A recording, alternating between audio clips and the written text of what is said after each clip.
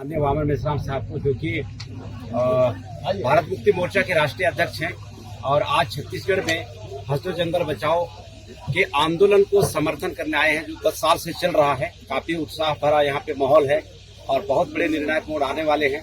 इसी से संबंधित कुछ सवाल है।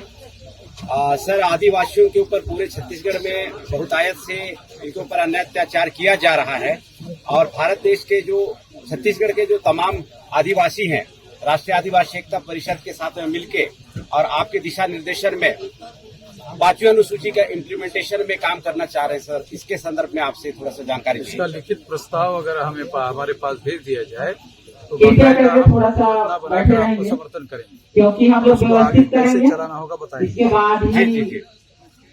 सर, अभी जैसे आपके माध्यम से पूरे भारत देश में ईवीएम के मुद्दे को लेकर देशव्यापी जन आंदोलन शुरू हो चुका है सर, तो अभी लोकसभा का चुनाव 1-2 महीने के बाद में होने वाला है।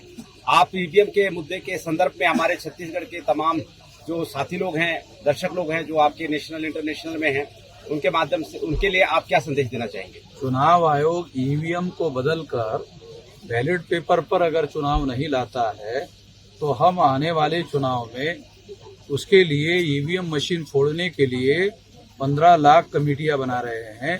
तो हर बूथ पर हम ईवीएम मशीन फोड़ेंगे। जी। क्योंकि वो संविधान के विरोध में काम कर रहे हैं। तो हम लोग इस वजह से हमारे वोटों की चोरी होगी। वोटों की चोरी करके जो लोग सरकार लाना चाहते हैं हम उनको रोकेंगे। जी।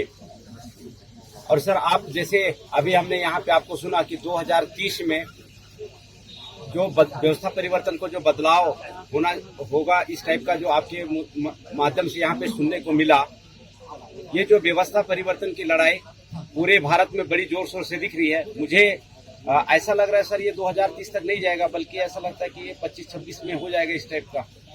ठीक है, आपका उत्साह है, मगर हम लोगों को सारे देश के SC, ST, OBC माइनॉरिटी के लोगों को साथ में लेकर करना है।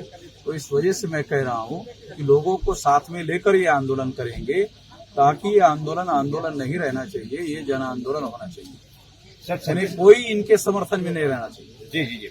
सर, छत्तीसगढ़ में ये जो वर्तमान सरकार है, स्टेट की सरकार है और सेंट्रल की सरकार है, शिक्षा की दोहरी नीति लाके सर यहाँ के युवाओं को पूरी तरह से बर्बाद कर दे रहा है।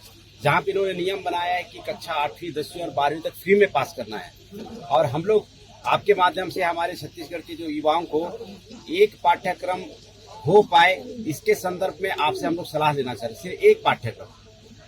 अब ये पाठ्यक्रम की जो बात है, ये नेशनल एजुकेशन पॉलिसी के तहत जो ये लोग एजुकेशन पॉलिसी बना रहे हैं, उसका हम सारे देश भर में विरोध कर रहे हैं। उस विरोध में आप लोगों का प्रस्ताव क्या है वो हमारे पास भेजिए, तो उस बात को भी हम ऑल इंडिया में लागू करेंगे। सर, एक और सवाल है सर, आदिवासियों से संबंधित बहुत संख्या में छत्तीसगढ़ में आदिवासी निवास करते हैं, और ये जो ब्राह्मणों की जो सरकार है, कांग्रेस और भाजपा, ये मिलके सर आदिवासियों को दारू पिला रही है और हम छत्तीसगढ़ में दारू बंद कराना चाहते हैं। इसके संदर्भ में सर आपका मार्गदर्शन चाहिए। दारूबंदी का आंदोलन चलाया जाना चाहिए, मगर दारूबंदी के लिए पहले हमारे आदिवासियों का समर्थन हासिल करना चाहिए। जी। क्योंकि हमारे जो आदिवासी लोग हैं गाँवों में अपने घरों में ही वो दारू पैदा करते हैं जी, और वो घरों में ही दारू पैदा करके मार्केट में नहीं खरीदते, घरों में ही बनाते, घरों में ही पीते। तो उनका हजारों सालों का ये चल रहा है। तो इसके लिए, इसके बारे में जब तक आदिवासी लोगों का समर्थन हम लोगों को नहीं मिलेगा, तब तक ये इशू लेना ठीक नहीं है। जी। क्योंकि हमारे लोगों का समर्थन लेना पड़ेगा। अब उनका हजारों सालों का परंपरागत पेय है, वो खुद बनाते, वो मार्केट से नहीं लेते हैं। आपको क्या है, मार्केट से मोदी की दारू पीते हैं, आदिवासी नहीं, मोदी की दारू नहीं पीते। आदिवासी तो अपनी ही दारू बनाते हैं, अपनी दारू पीते हैं। महुआ का हाँ, वो काहे की बनाते हैं वो तो उनको मालूम है। सर, ये हंसदेव एक चीज की थोड़ी बनाते हो, कई चीजें, उसमें महुआ एक चीज है। सर, हंसदेव जंगल बचाओ के समर्थन में सर आप सरकार को, छत्तीसगढ़ की सरकार को 10 दिन का अल्टीमेटम दिए हैं, और 10 दिन में आपके डर के वजह से बंद हो जाना चाहिए, क्योंकि डरते बहुत ज्यादा हैं आपको। अगर बाय द वे 10 दिन के बाद में ये जो सरकार है सर, अगर ये ऐसा नहीं करती है तो अगला जो एक्शन है सर, वो देखो, पहले तो 22 राज्यों की जो आदिवासी क्षेत्र है ऑल इंडिया जी, तो ये लोग अभी चुनाव में तो वहाँ प्रचार के लिए जाएंगे, तो उस इलाके में घुसने नहीं देंगे। बंदी कर देंगे। जी जी आदिवासी इलाकों में इनकी गाड़ियां घुसेगी ही नहीं, घुसने नहीं देंगे। जी जी अभी जैसे फॉर एग्जांपल है आदिवासी का मुख्यमंत्री उन्होंने बनाया, हाँ तो आदिवासी ने जूते मारा। अब जब मुख्यमंत्री को जूते मारा तो फिर तो और कौन बच गया? मुख्यमंत्री से बड़ा तो कोई छत्तीसगढ़ में है नहीं। वो तो मोदी को मैसेज गया होगा, साला मेरे पास भी ऐसा तो नहीं गया, ऐसा मैसेज गया उधर। उन्होंने आदिवासी ने आदिवासियों को नहीं छोड़ा, मेरे को कैसे छोड़े?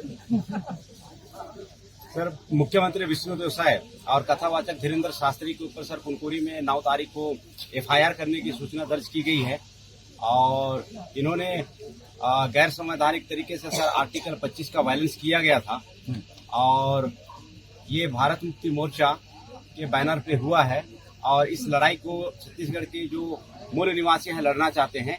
इस संदर्भ में सर आपकी राय जानना छत्तीसगढ़ के लोगों को जो भी मदद चाहिए मैं हम करेंगे। जी कानूनी मदद है, आंदोलन की मदद है, जो भी चाहिए, जी हाई कोर्ट सुप्रीम कोर्ट में केस करना है, जी हम लोग करेंगे। जी जी जी क्योंकि मुझे वकील को पैसा नहीं देना पड़ता है, मैं तो वकील से चंदा लेता हूँ।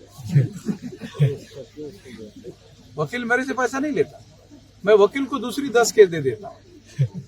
एक केस मुफ्त में लड़ने के लिए बोलता हूँ।